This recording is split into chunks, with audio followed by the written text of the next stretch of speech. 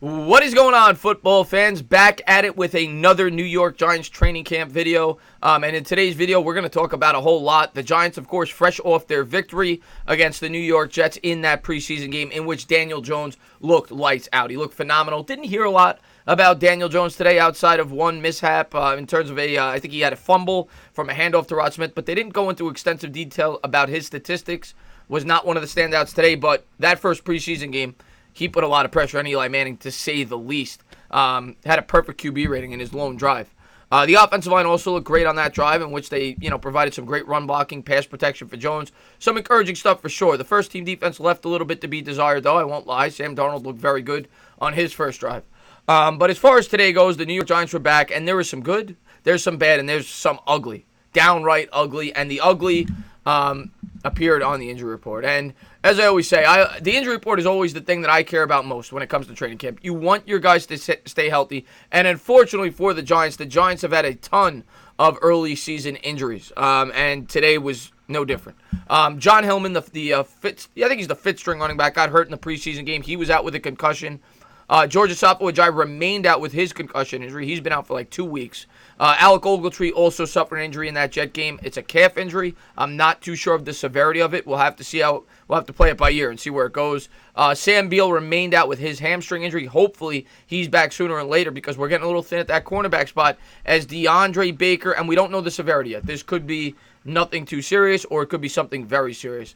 But Deandre Baker suffered a non-contact injury in individual drills before they took the field today. So not what you want to hear. Pat Shermer was asked about it, and Shermer said it just happened in individual warm-up type stuff. Something with DeAndre Baker's knee, said Coach Shermer. We're just checking it out with an MRI. I have no information on that right now. It just happened, just kind of in warm-up drills. He just felt something give, so he's going to get it checked out.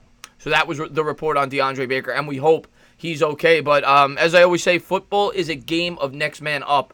And fortunately from the Giants, they are somewhat deep at that position, whether it be a Grant Haley, a Julian Love, Janoris Jenkins, Ballentine. They are deep there, but this guy was, we were expecting this guy to really help this team early on and produce at that position. So if he is out, and we don't know, and we will know by tomorrow from what I have read, we should have a better idea of, the severity of the injury by tomorrow.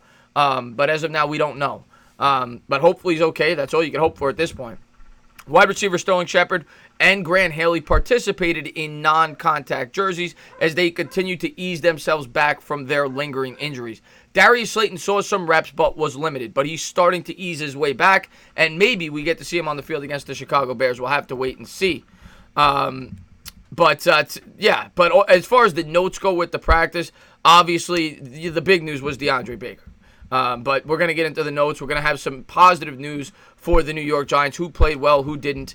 Of course, I always like to start with the quarterbacks. Like I said, not a lot came out on Daniel Jones. I don't think he had that great of a practice. He had a fumble in which he handed to Rod Smith. And overall, they didn't write too many great things about Daniel Jones today. The guy that was harped on at the quarterback position has been throughout all of training camp has been Eli Manning. And today, I keep saying he had his best practice, but every practice he seems to get better. He was 11 of 12 today. He hit his first 10 throws, and he hit Saquon Barkley on a 60-yard touchdown pass. He also hit Barkley on a wheel route in the red zone drills. Like I said, I didn't have any highlights today because it was a closed practice, but supposedly Eli Manning looked terrific. They said Barkley made a great over-the-shoulder catch on that 60-yard touchdown. And that guys really struggled to cover Barkley in coverage, whether it be Tay Davis, whether it be some of the safeties and other linebackers. But, that's not really a knock on the defense. Every defense is going to have trouble guarding this guy. He's dynamic. He's unbelievable. He's the best weapon in football as far as I'm concerned. As far as the rookies, Ryan Connolly and Corey Ballentine both were lined up with the first-team defense. So that's an interesting note. Now, Ballentine, I'm assuming, was lined up because Baker went down. But it's really showing you that he is moving up the depth chart. And I plan on having a standalone video on Corey Ballentine, whether it be late tonight or tomorrow. So definitely be sure to check that out. Ryan Connolly looked unbelievable against the New York Jets. He was probably the biggest defensive standout. Either him, Ballentine, or Tay Davis. He was all over the field, and he is getting rewarded for it. The fifth-round pick this year out of Wisconsin lined up as with the first-team defense. Now, of course, Ogletree was out, so he was probably next to Tay Davis. But encouraging stuff from Ryan Connolly as he is getting rewarded after how well he played against the New York Jets. Showed some great sideline-to-sideline quickness. And then as far as some of the other players, Corey Ballentine continued to look pretty strong. Cody Latimer continues to have great chemistry with Eli Manning. He caught another touchdown off of his arm as well, and everybody keeps writing about that Cody Latimer and Eli Manning have the best chemistry out of all the wide receivers. So I expect Latimer to have a pretty big role on this offense, especially early on, if and when Golden Tate does have to serve that suspension.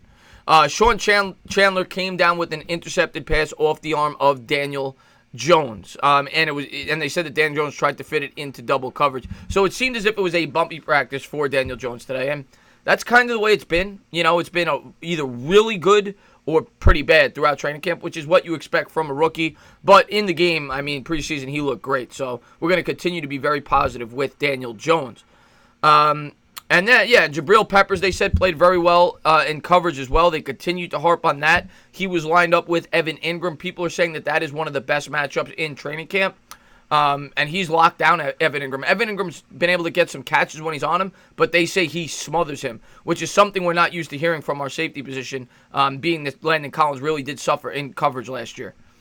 And, Alex Wesley, they said, also made a great juggling catch off of Daniel Jones in a play that Julian Love tried to break it up. But other than that, those are the real notes today. Saquon Barkley really stood out, specifically in the passing game, and Eli Manning continued to be the guy. Of course, the bad news today was Deandre Baker, and we hope he's okay tomorrow. We'll have a better idea on that tomorrow. As soon as I get information on that, I will be the first to let you guys know.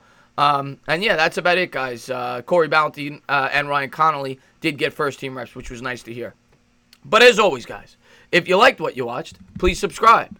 Drop a comment. Maybe give me a little thumbs up. Cheers.